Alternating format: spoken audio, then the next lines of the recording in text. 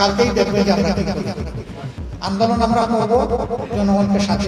দেশে আবারও জুলাই সংঘটিত হবে এ ধরনের ইঙ্গিত দিলেন জামাতে ইসলামীর আমির ও সংসদের বিরোধী দলীয় নেতা ডক্টর শফিকুর রহমান। তিনি বলেন, আন্দোলন করা ছাড়া আমাদের আর অন্য কোনো উপায় নেই। আমাদের সবকিছু দেখা শেষ, এবার আমরা রাজপথে নামব।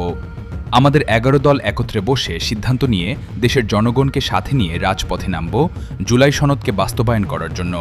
শফিকুর রহমান বলেন, বাংলাদেশের ইতিহাসে এর আগে 3টি গণভোট হয়েছে এবং প্রতিটি ক্ষেত্রেই জনগণের রায় অনুযায়ী পরবর্তী পদক্ষেপ নেওয়া হয়েছে।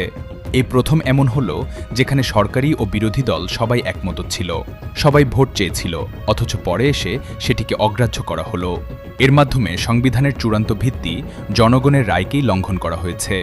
এই দিন সংসদে স্বরাষ্ট্রমন্ত্রী সালাহউদ্দিন আহমদ প্রস্তাব দিয়েছিলেন যে জুলাই সনদ অক্ষরে অক্ষরে বাস্তবায়নের জন্য একটি বিশেষ কমিটি গঠন করা হবে।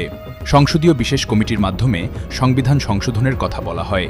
তবে বিরোধী দল স্পষ্ট জানিয়ে দেয়, গণভোটে জনগণের কাছে সংবিধান সংশোধনের জন্য নয়, বরং সংবিধান সংস্কারের জন্য রায় চাওয়া হয়েছিল।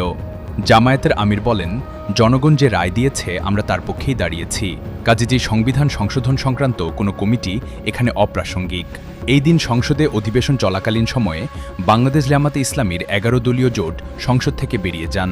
এই নিয়ে মিডিয়াতে এসে জামাতের আমির জানান, গণভোটের রায়কে অমান্য করা তাদের পক্ষে সম্ভব নয় এবং এর প্রতিবাদেই তারা ওয়াকআউট করেছেন।